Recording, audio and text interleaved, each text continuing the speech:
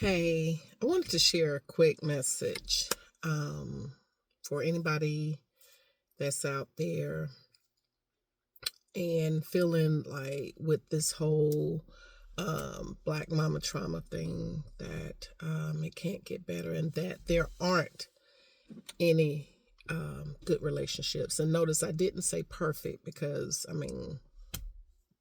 everybody's definition of perfect is different. So, a healthy relationship between a mother and child, especially a daughter, it exists. It does exist. Yesterday, I was joking around with a dear friend of mine, and she has a daughter, and she left her daughter with a babysitter one time. And so I'm not sure exactly what the age was of her daughter, but she was, we'll just say, a little girl. We'll say about 7 or 8, something like that. And so she had Pocahontas everything. And she said, like, she had the table and chair. She bought everything, Pocahontas, right? And so one particular time when the babysitter came, the babysitter asked her daughter, "Do you want to watch Pocahontas?" And she was like, "No." She was like, "You don't want to watch Pocahontas?" She was like, "No." She said, "Well, don't you like Pocahontas?" And the daughter said, "My mom likes Pocahontas." And the mom started laughing when the babysitter told her because, like I said, she had the bedspread. She had everything, probably knowing her umbrella, backpack, all that good stuff. Everything was Pocahontas. And from that, the mom started laughing. And she said, that was the end of me buying her Pocahontas. Now, what I got from that was that was a healthy relationship, that the mother didn't take it, go left with that, the babysitter saying something. One, a narcissistic or, a self-centered mother would have taken it a different way. Like, for one, it could have went left like, "Oh, well, that's the last time I buy you something. You're so ungrateful." Or, how dare you embarrass me? How dare you talk about me to someone else? Or it could have went, "Oh, well, I guess I'm just an awful mom. And, nothing I do pleases you. I can't." And from there, but still, not only that, I saw beauty in the daughter. She was like, "You know what? I know my mom, she didn't say anything. So she probably meant it, she had an enduring attitude about her mom and the way she viewed it." She said, perhaps she said, "Well, you know what? My mom, she has a good heart. She's good to me. So, you know what? It's no big deal. I, it could be worse, something like that." But from that point, I love how the mom was like, from that point, I recognized that, hey, it's about my daughter and not me. And so I asked her stuff and I made sure it was what she wanted, and she was free to tell me what she liked and what she didn't like. That is a healthy relationship. Now, unfortunately, it's not the case as if that was passed on from the example was made by the grandmother. But what I love is that this mom is like, "You know what? It stops with me." And she recognized certain things with the relationship she had with her mom. And she was like, "No, I'm not gonna make those same mistakes. I'm not gonna do that. I'm not gonna have my child feeling this way." And that's the attitude that you can have. Everything that we go through is for somebody else. We will learn from that experience. We will learn how not to treat someone because we know what it feels like. Or You have some people that are like, oh, well, shit. I had a lot of fucked up things happen in my childhood. And you know what? I'm doing fine. I'm fine. So, I mean, I'm just, I'm going to basically do the same thing that my mom did. And if I make a mistake, oh, well, nobody's perfect. It's little attitudes like that. That causes trauma. Trauma instills the craziest values that make no sense. So, yeah, good shit is out here. Good, healthy relationships, they're out here. And you know what? You can start with you. That's why, as a mama, I was determined that I was not going to pass on the trauma that I experienced onto my children. I absolutely refused to.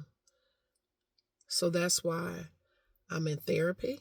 Been in therapy, probably the last 10 years. Yeah, 10 or 11 years. I've been in therapy. And that's one of the conditions in my house. Everybody participates in therapy. It's good to get your feelings out, to process your feelings. And sometimes it's not as easy as a lot of people will make it seem. And that's one of the major issues with the Black family. Everybody keeps, either they'll say, you could pray it away. No, you're not. That right there is something. It is a whole nother conversation that unfortunately many Black people are not willing to have. Those are one of the stigmas that I truly believe is tied to, not being able to voice that, hey, I had a shitty mom. I was treated like shit. And you know what? I don't feel like experiencing that shit for the rest of my life. I am not a fan of this person. As she has shown, she is not a fan of me. So you know what? I choose to stay to myself and chill. I do not wish to have a relationship with her. And I'll get people to, oh, well, I'm just gonna, we just need to pray. No, you do it. Do I forgive? Yes, I forgive. And you know what? I realize it truly has nothing to do with me. But you know what? That has taken countless years, not only of therapy, of suffering, of hurt, abuse. And you know what? This healing shit is not for the weak. I will be the first to admit that. But I'm glad I'm doing it. But I tell you one thing, it's damn sure worth it. To know that my children know that they are free to be who they are. I ask them questions. I allow them to give me advice, not only to give me advice, but to criticize me. Show me, respond, and make sure you let me know, hey, Mom, this does not feel right. Mom, I don't appreciate when you do this to me. I feel like this. Because their feelings matter. Respect is two ways. It goes both ways. It's a two-way thing. It goes both ways. We give it and we are to receive it. That's one of the main stigmas, especially in the Black family, which we don't even realize that shit was passed on from slavery. Children are humans. I cannot tell you how many times I've heard bullshit like, do as I say, but not as I do. No, you be the damn example. Children should be seen and not heard. But then the next minute, they're throwing children in the mix. Go tell so-and-so this, or tell a lie. Tell a lie for me to another adult that I am too cowardly to address or to tell the truth. I need for you to do it. Help me commit infidelity, all of that stuff. The stories I've heard, the things that I have experienced, it's crazy. And, it's like, oh, well, even something as simple by saying, I don't like this food. I don't like that food. Well, you're going to eat it. A person knows what they like, but that's not how it, back in my day. No, that was not allowed. You better be thankful, and you better eat everything on that plate. How dare you have an opinion? How dare you tell me how you feel? How dare you voice that something is uncomfortable or you don't feel comfortable around a certain person, especially if you were raised in the Black church. I am not keeping this bullshit a secret any longer. That is one of the main issues that is fucking up the Black race. So yeah, as promised, as in my other videos, there's a flip side. Be the fucking change yourself. Refuse to participate in the delusion. Say no, say fuck no, hell no, not here. Not here, not in my house. Stop with some of these dumbass legacies that we have. Like as if all mothers are queens. They are to be worshipped.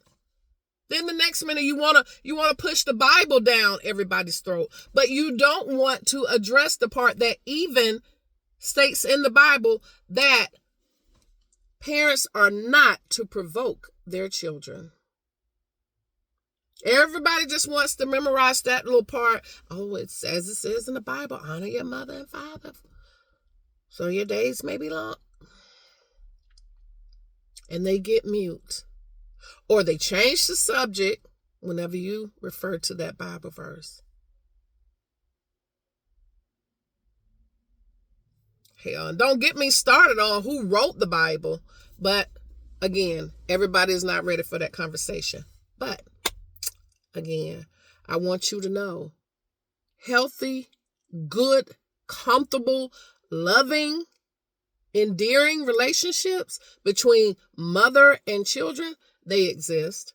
So don't allow people to pull you into that bullshit. Oh, well, everybody has dysfunction in their families. Because you know what? That's what I've been hearing all my life. But that's only an excuse for the bullshit to continue. And that's why it continues. And guess what? I stepped the fuck back. I got away. Count me out. Because no, I deserve better. And you know what? I am better. Much better. So much better than when I was in that toxic ass environment.